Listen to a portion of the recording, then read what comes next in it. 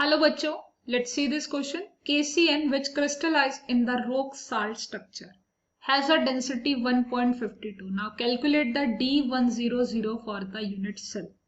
Now for the solution, first of all आपको यहाँ पर find out करना है D100. So D100 अगर हम बेसिक इसका की कंसेप्ट देखते हैं तो हमारा जो D10 के लिए फॉर्मूला है this is h square plus k square plus l square. Still आपको प्लेन भी दे रखा है 100. इसका मतलब है h1 है, k की जगह 0 पुट करना है, l की जगह भी आपको 0 पुट करना है. सो बेसिकली मैंने यहाँ पे पुट किया a is the distance under the root 1 square plus 0 square plus 0 square and what you get a. So हम यहाँ पर कह सकते हैं कि D100 किसके इक्वल है a. यानी मुझे जो फाइंड आउट करना है वो मुझे a का वैल्यू कैलकुलेट करना है. a का वैल्यू कैसे कैलकुलेट होगा, बिकॉज आपको डेंसिटी दे रखा है. हमें डेंसिटी का फॉर्मूला पता होना चाहिए. अगर हम डेंसिटी का फॉर्मूला यूज करते हैं so density is equal to Z into M a cube into Avogadro number. अब देखिए यहाँ पर आपको सब कुछ डाटा मेंशन है. सपोज जैसे उसने आपको कहा है कि एक रॉक साल्ट है, this is the rock salt.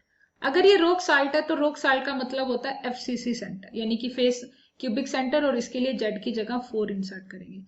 दूसरा उसने कहा है कि आप केसीएन की बात कर रहे हो तो केसीएन के लिए मोलर मास कितना होता है, केसीएन का मोलर मास कितना होता है.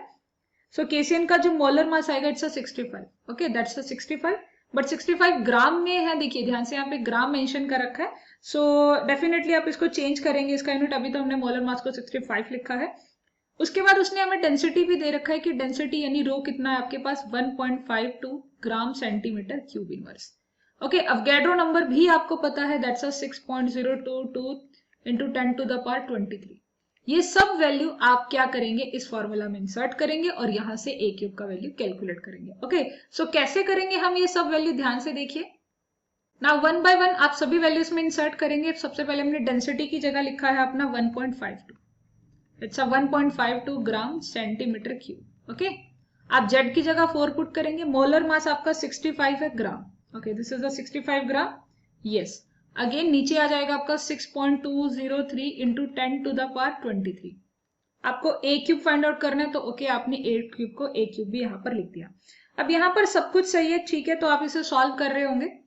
ग्राम से ग्राम यूनिट कैंसिल आउट हो जाएगी और आपने इसे यहाँ से सॉल्व किया. आप यहाँ पर लिखेंगे कि जो ए क्यूब है this is equal to 2.8 into 10 to the power minus के 24. ओके जब आप इसे कैलकुलेट करते हो ए निकालते हो यहाँ से nearly 1.40 into 10 to the power 8 आपका आंसर आ रहा होगा यानी सेंटीमीटर में.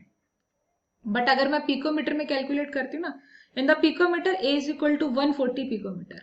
A is equal to 140 picometer. So the correct option A is equal to 140 picometer.